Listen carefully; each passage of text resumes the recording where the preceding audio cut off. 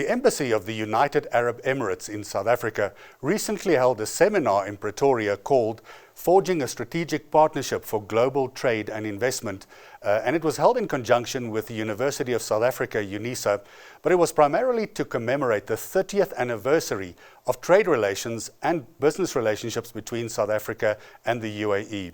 It's a relationship that's come 30 years since being formed originally by the then founder of the UAE and also effectively the founder of the new South Africa, former President Nelson Mandela.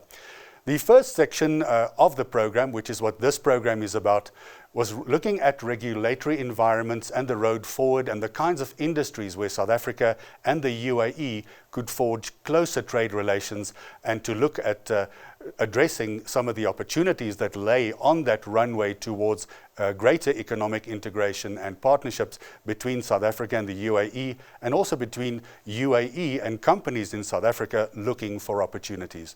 The following program is literally a breakdown of the first morning session, which looked at all the opportunities available, some of the regulatory issues, some of the legal issues, but also some of the opportunities in some of the different sectors that were dealt with. In celebration of this historic milestone, the Embassy and the United Arab Emirates, in collaboration with the University of South Africa, are our hosts for today.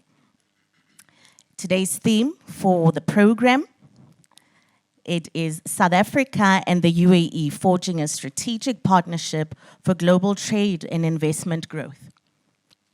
So for today's seminar, it aims to reflect on the last 30 years of the UAE with South Africa relations and explore any opportunities for advancement. So with that being said, there will also be some distinguished speakers and experts that will be part of our panels. At this time, before I call His Excellency, the Ambassador, I would just like to acknowledge that, the relationship between the two countries was initiated by our fathers of both nations, His Highness Sheikh Zayed and former President Nelson Mandela, as you might have seen in the loop playing. So at this time, I would like for us to receive the opening remarks by His Excellency Mahash Saeed Al Maheli, the Ambassador of the United Arab Emirates to South Africa. Welcome. For almost from 89 to 1994 and 2016 to until now, always I greet my brother in the continent and my language, because sometimes also we try to learn the language but it's difficult. That means we encourage them to understand our language, then we share it. واسمعوا الكلمات اللي تخاطبوا فيها لما تلاقوا مع بعض.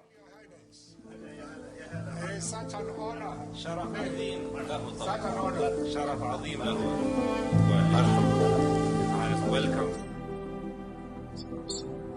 منح الزايد طبعا وسام أعلى وسام في دولة الإمارات، وسام الإمارات. الآن هو يلقي كلمة في المجلس الوطني الاتحادي لدولة الإمارات.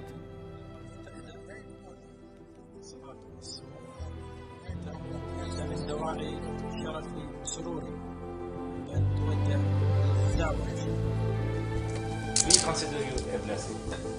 Well, there is no greater blessing than your highness.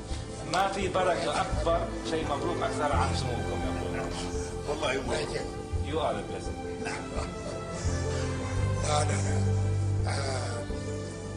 His Highness is being very humble because واضعين الشوك عندما ما يقرون بما هو اللي يقول مبروكينهم من الشيوخ وما يقولون فيها الشيوخ هذا تواضع من الشيوخ.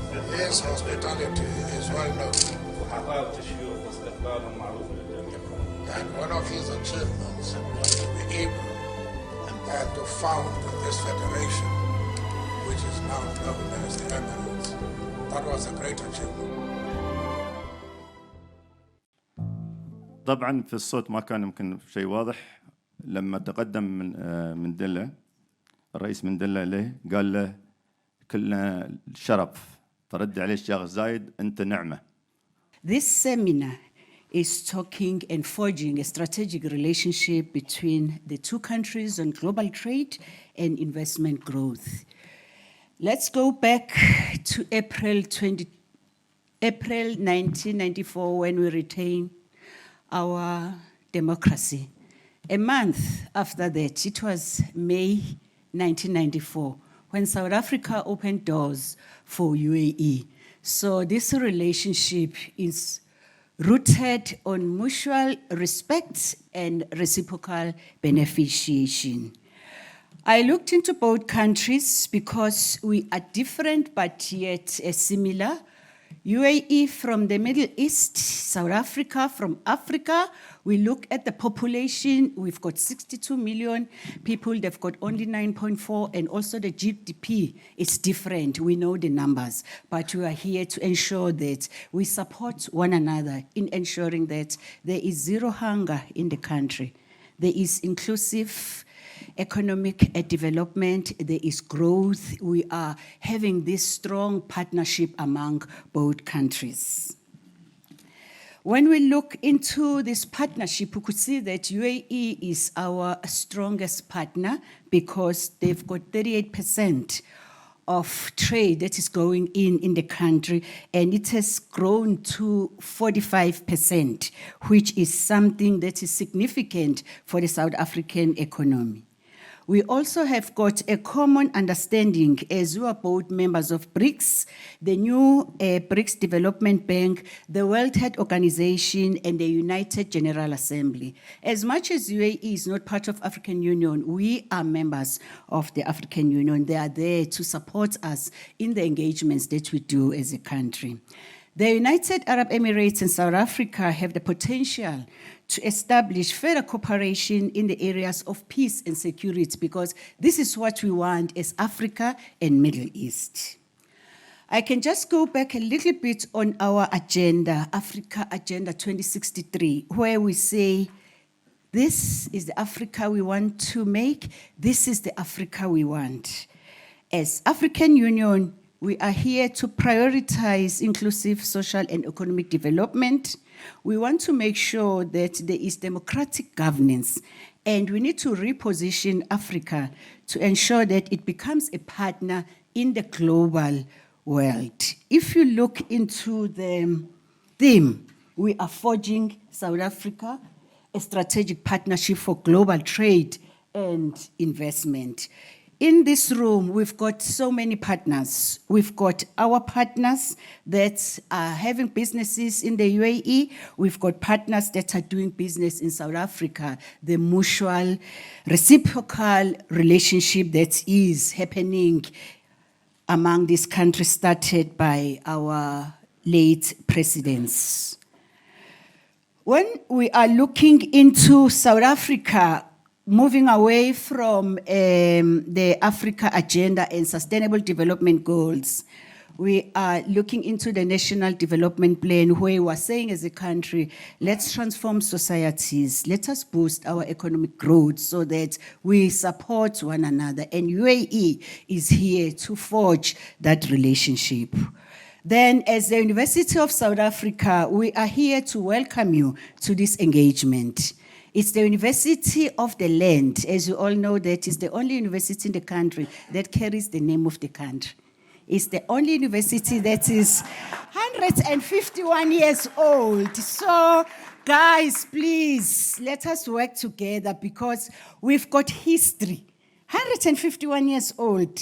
Nobody in the continent has got those. So we are supporting the United Arab Emirates. They've got money to develop. We've got skills and knowledge to share, because at the end of the day, we are one. So as our Vice Chancellor will always say, whenever you are asked to give a welcome, you must not forget to mention the catalytic niche areas. As the University of South Africa, we've got energy, aviation, Fourth Industrial Revolution, health and medicine, student support, Busadi, and women theorization. So I just want to mention the few that links to the companies that are in South Africa from UAE. You know that they are supporting with energy. We've got companies that are really supporting the country in ensuring that we generate energy. There are also talks on renewable energy. When we talk about health, they are also bringing different companies that are going to ensure that we are at par with other countries in terms of how we offer our health and also improve on our education. With agriculture and Busadi theorization, there is a link because we are saying women empowerment. So as the University of South Africa, we are very happy to engage with you. In the audience, we've got different colleges who are going to engage in different discussions. We've got a College of Law that is going to share with us on the public law and the constitutional law. We've got a College of Human Sciences, the college that embraces social justice. They've got political science, and then we've got religious studies in Arabic and Islamic studies. So they fit well in what is going to be discussed. And we've got a College of Economic and Management Sciences. Let's talk about finances because we are here for global trade and investment. So, ladies and gentlemen, I don't want to spoil the moment. Let me acknowledge everybody who's here. We are having companies from both countries. We are having academics from UNISA and other universities. We are having diplomatic corps who are really to support this engagement. We are having students, communities. Everybody is welcome to this engagement. We welcome you all, and then I just want to say, let us engage in this bright, vibrant, engagement, so that at the end of the day, we come up with solutions that are going to support both countries in ensuring that we move forward as bilateral countries. Excellencies, ladies and gentlemen, His Excellencies Mahash Al-Hamli, Ambassador of the United Arab Emirates to South Africa, Her Excellency Professor Zirish Nkosi, the Dean of University of South Africa, and esteemed attendees and guests. Assalamu alaikum wa rahmatullahi wa barakatuh. My name is Humaid Muhammad bin Salim. I'm the Secretary General of the Federation of Chamber of Commerce and Industry in the United Arab Emirates. And also, I have been to South Africa many times, around 5 times. We have a very excellent relationship when it comes to the private sector between the United Arab Emirates and South Africa.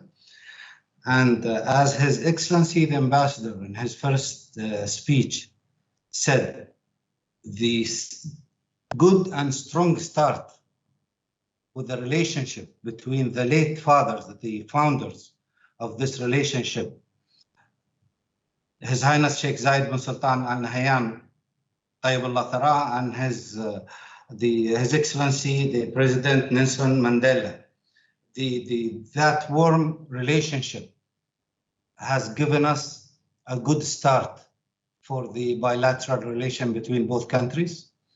And what is distinguishing this relationship, that the relationship is very diversified. We have a very good communication between the United Arab Emirates and South Africa. When it comes to the private sector, the MOUs we have signed between both countries, and the many different sectors that we interact between both countries, like the many industries, power, clean energy, agriculture, trading, some of the sophisticated equipment, and all this have bring us together closer when it comes to the bilateral relationship, especially in the economic sector. The last 2023 estimate of the bilateral is about $7.5 billion, which I really think it's not satisfying for both of us.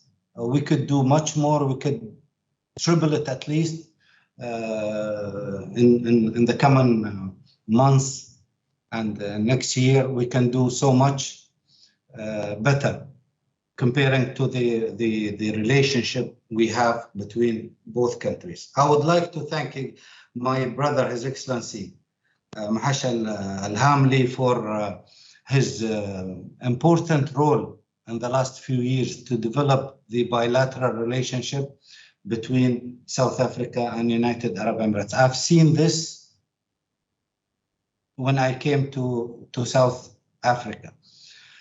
Again, as the private sector, we had an MOU signed in 2017. We had another one signed this year. I signed it in South Africa.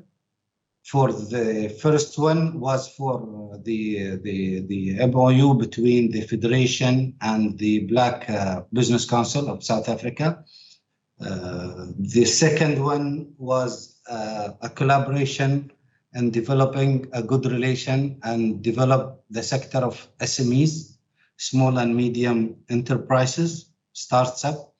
When I was last few months, when I was in South Africa, I have seen the quality of the product that been made in South Africa, especially some of the food product that are made by family and by women owning this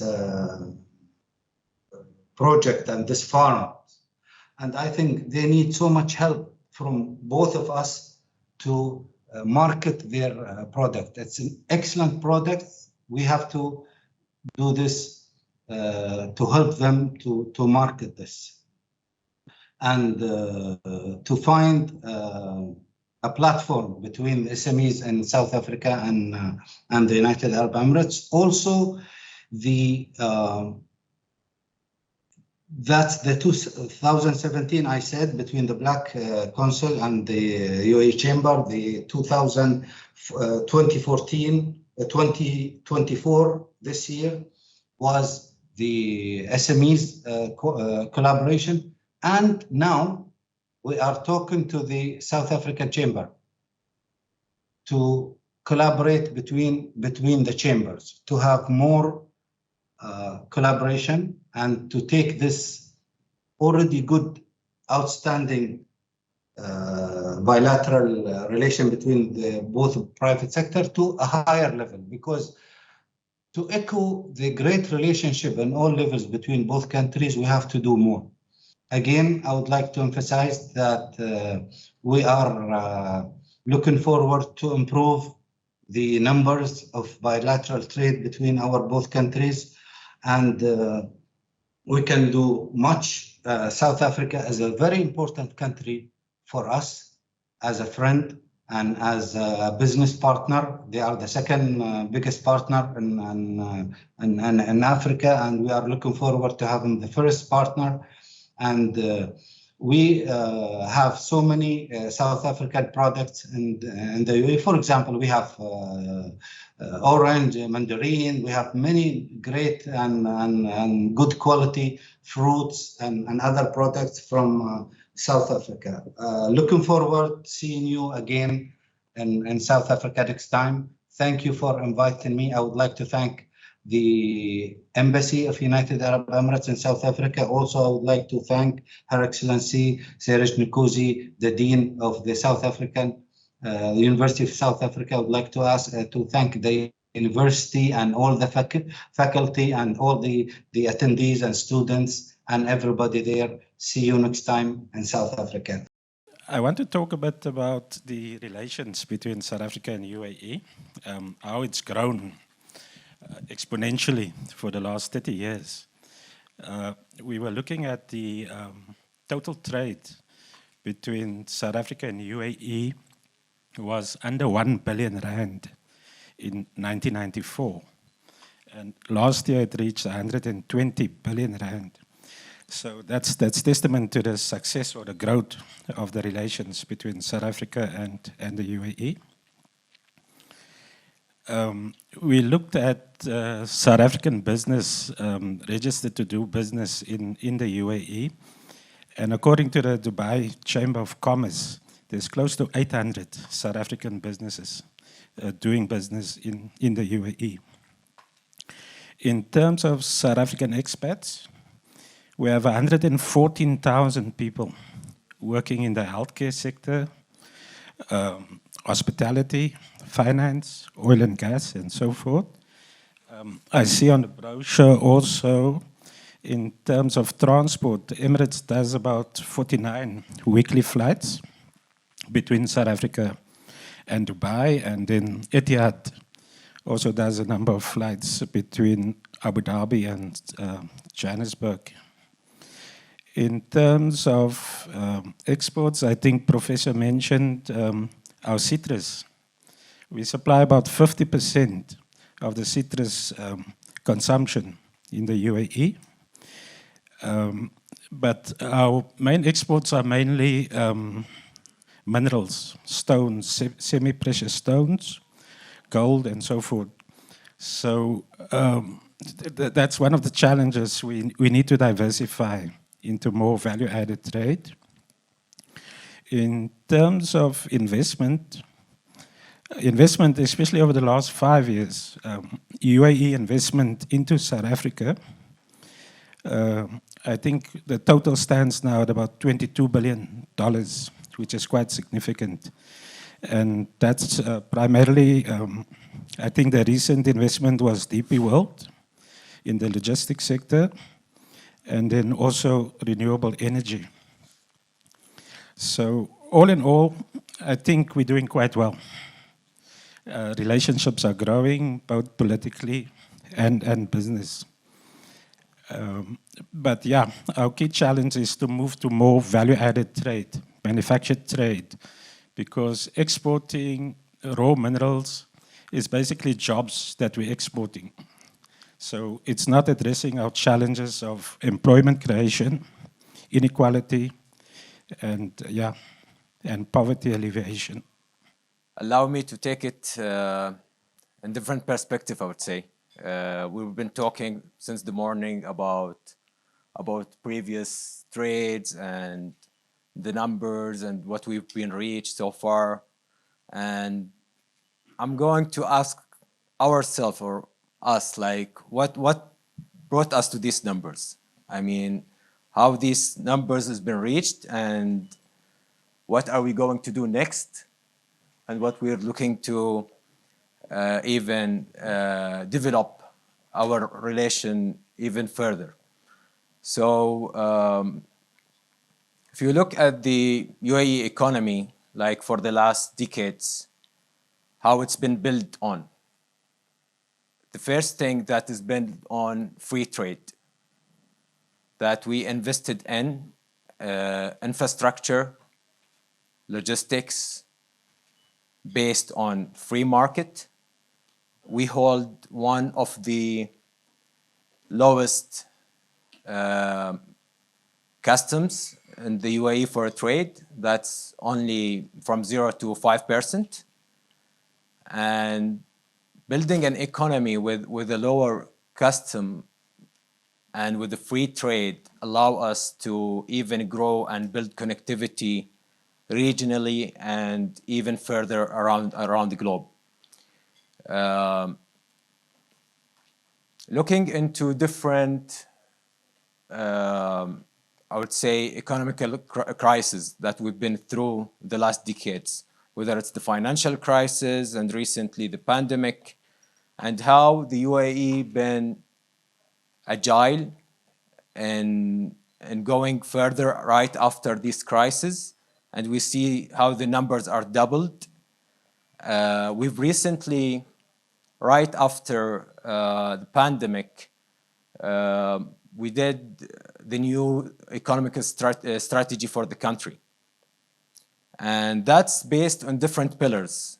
One of them was doubling the UAE GDP that we're looking for in 10 years by 2031, which we're expecting to go beyond 3 trillion in GDP. And we've been doing quite well. I mean, saying like 3 trillion, that means 7% increment every year, which we already, the last 2 years, been going beyond that. So that gives us a room actually to even work even harder and getting to these numbers. Another strategic pillar from our strategy was, I'm sure many have heard of, is the CEPA agreements that we've been launching. We've been in negotiation with over 15 countries around the globe, where part of these countries are African countries, which again emphasize on how important that we're looking in the continent and how it's really important for the UAE to develop and developing as well the African and connect them to the rest of the world.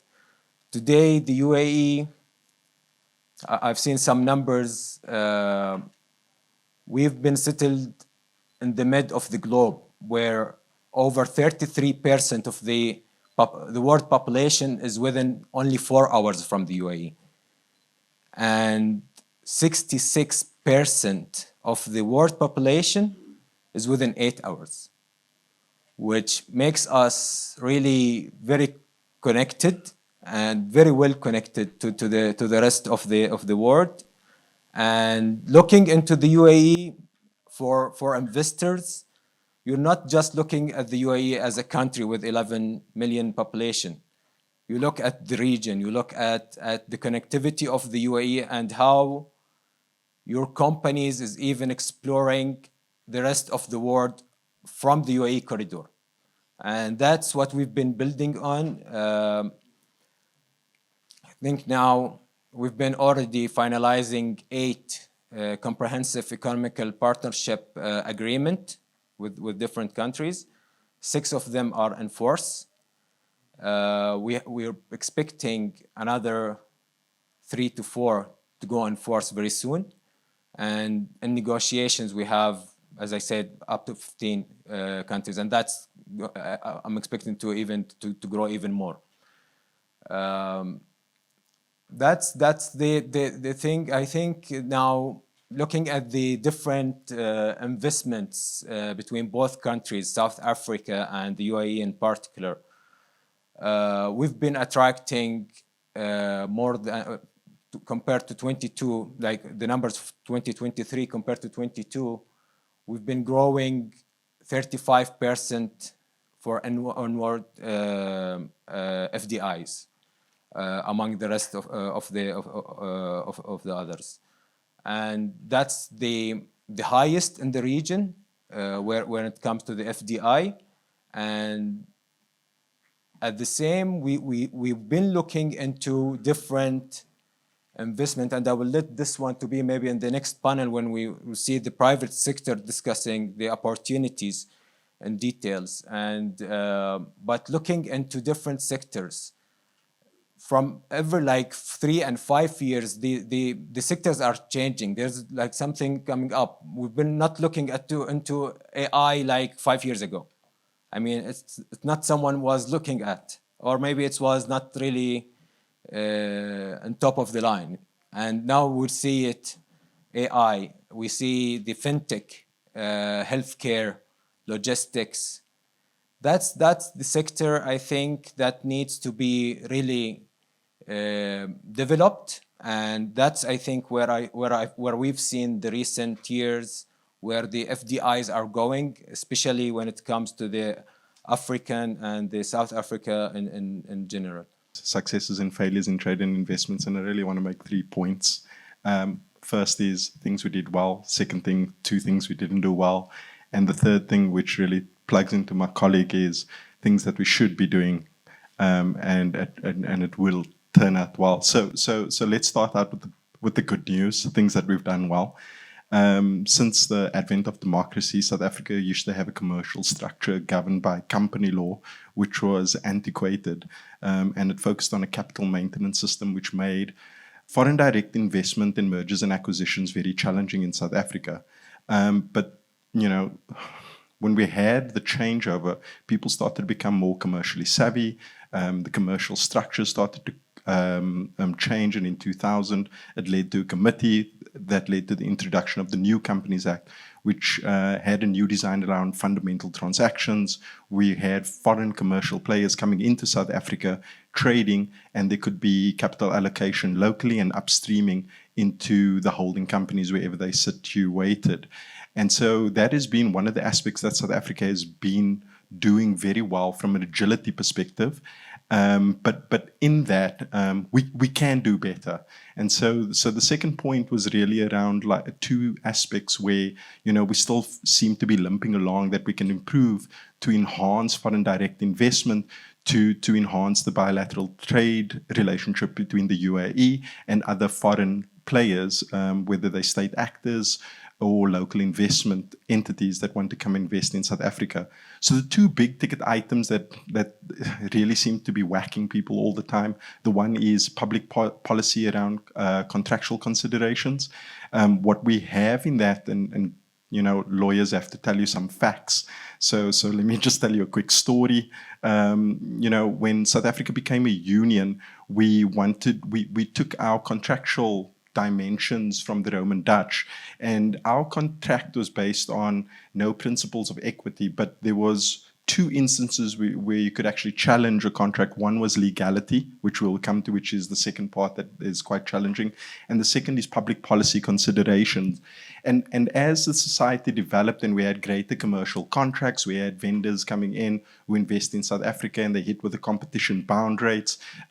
They expected something akin to the Eurocentric or the English methodology of commercial trade. And what started to happen is that the enforceability of the contracts, at least from a local perspective, started to be challenged on the grounds of public policy. And it's a loaded word, but what it really boils down to is South Africa had a new constitution, and the new constitution adopted the Bill of Rights, and that regulatory regime is now filtered into our contract law, which has made certain investors uneasy around it. But I'm here to put your mind at ease. It's all okay. We're just trying to do our thing. It doesn't put your commercial trade at risk. And so it seems to be a bit of a handicap, but there's a lot of ways to get around it.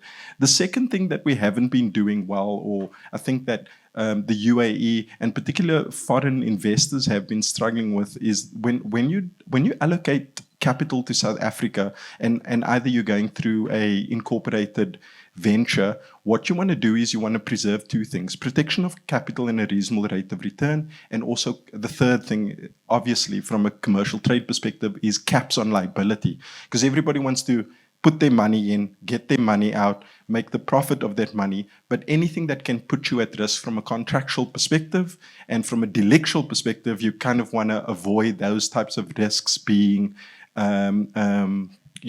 initiated against you. And so there's an inherent tension between foreign investors coming into South Africa and local traders contracting with these parties around governing law.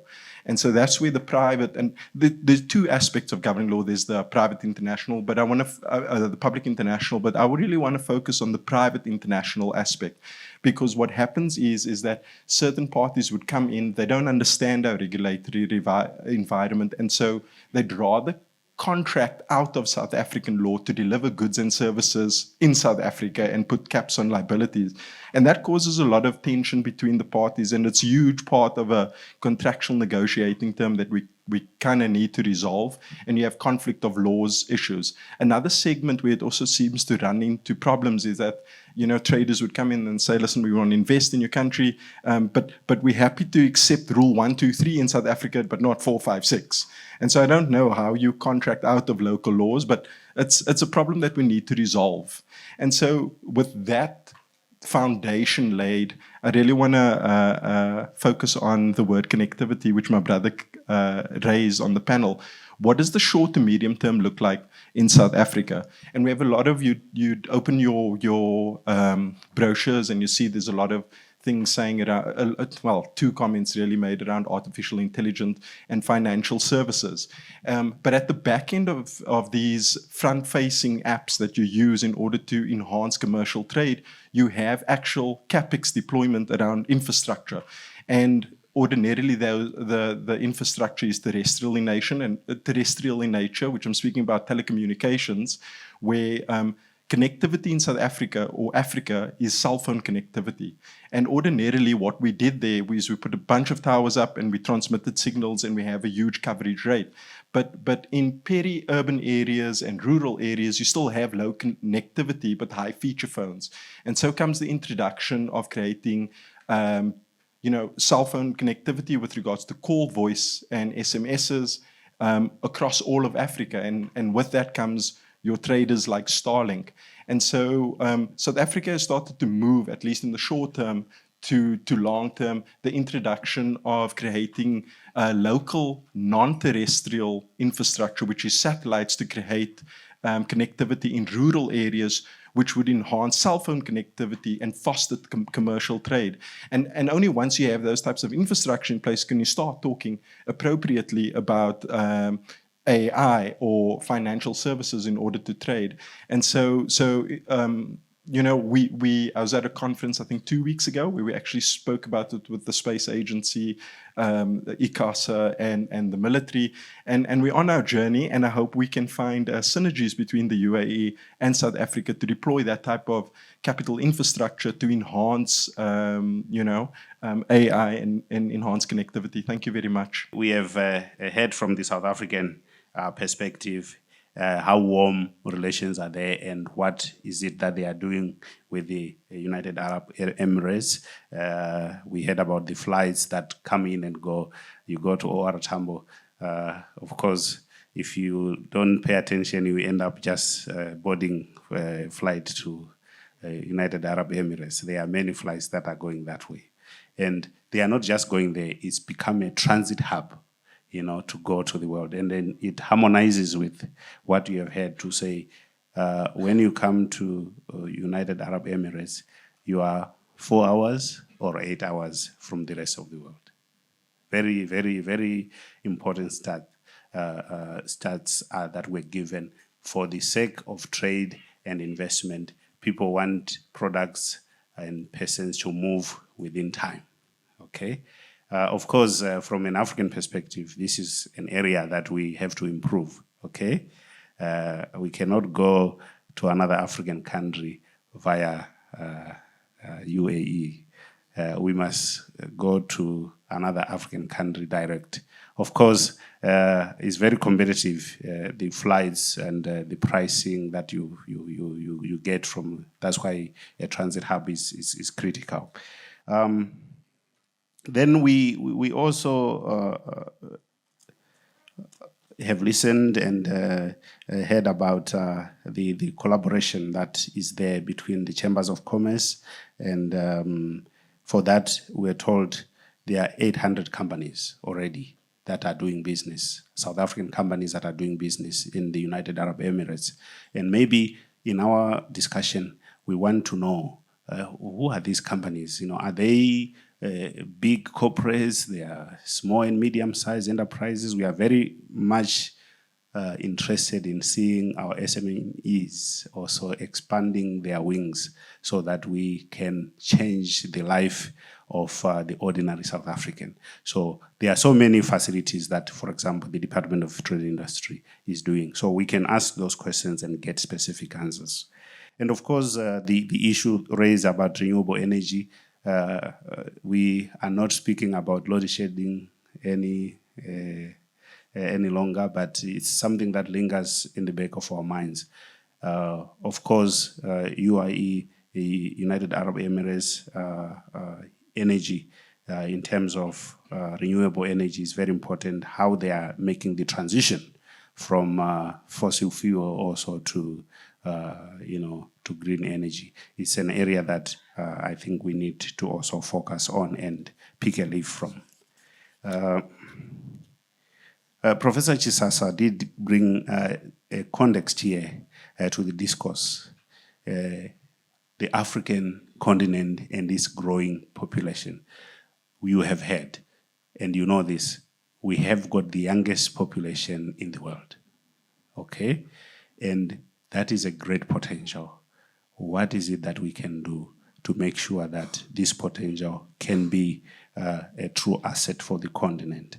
And of course, the issue of technology transfer is very important and critical, so that the technology which we have in the United Arab Emirates can also be transferred to the African continent, and making sure that this youthful nation can also make products for themselves. Then the aspect of decolonization and to development, the GDP, 2063 vision are all important aspects. Then Mr. Omar, you spoke about an economy that is built on free trade. It's very, very critical that when you open borders, to say, let free trade be the norm. It just does not reduce the cost of products, but also it improves the lives of the people, because it becomes cheaper, it becomes more accessible, it becomes more transferable. So the civil agreements that you've spoken about are very critical, and to make sure that we have got a global player in investment, in transit, foreign direct investment, the fintech, the healthcare, and the logistics. These are key aspects that we have to deal with. Of course, we also had that there are quite a number of products which we are exporting, not just as South Africa, but as a continent. But most of them are being in unfinished products. That is a challenge that we need to also make sure that we add value to those products, and partnership with the United Arab Emirates is very important. Then our last speaker did speak about what have we done well? What did we not do well? All right? What should be done? I will go back to the big tree, right? If you look at this big tree that the forefathers did plant for us, Nelson Mandela and the founding father of United Arab Emirates. If the tree is not doing well, what is it that we must do? What kind of fertilization do we do? We need to put some more water. What is it that we need to do? But at times we need also to look at painful experiences that says maybe we must cut off some branches which are not bearing fruit. What is it that we must take out of our system that is not doing well, and try to propagate that which is doing well?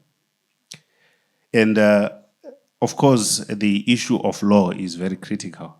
The certainty of contracting between a South African businessman or woman and the one from United Arab Emirates. They must be clear what law are we going to use here. The bilateral agreements, of course, international law is there, but it must be very clear that we are signing in black and white. There are no gray areas, so that business can thrive. Very critical and important, because where experience and even statistics have proven that where the law is clear and transparent, foreign direct investment does indeed progresses there. So the issue of contractual consideration, capital allocation, movement of capital, how easy is it to move capital between the two countries is very important for us. Of course, locally here, you have seen that, of course, for you to move capital, even around here between South Africa, Swaziland, Lesotho, and there's going to be some curtailment. Of course, there are certain rules that have to be observed. What are the regimes that we have between the two countries? How do we move capital between South Africa and United Arab Emirates? Of course, promotion of business, but also we must look out for the criminal syndicates so that they don't spoil the party. That was our special look at the program which unpacked a seminar recently held by the Embassy of the United Arab Emirates in South Africa, and in conjunction with UNISA, the University of South Africa, and with South African trade and investment delegates, businesses, corporations, and companies involved in not only trade with the UAE, but also trading and exporting to the UAE and importing goods, products and knowledge to South Africa. This is the first part of the program. The second part of the program you'll see shortly, and it will focus on some of the concrete industries already involved in trade and industry between South Africa and the UAE. Everything from medical to technology to education skill shortages, and to bring skills to South Africa but also export goods from South Africa. And the small business sector is one that's likely to benefit greatly from this greater opportunities being created between the UAE and South African trade and industry delegates.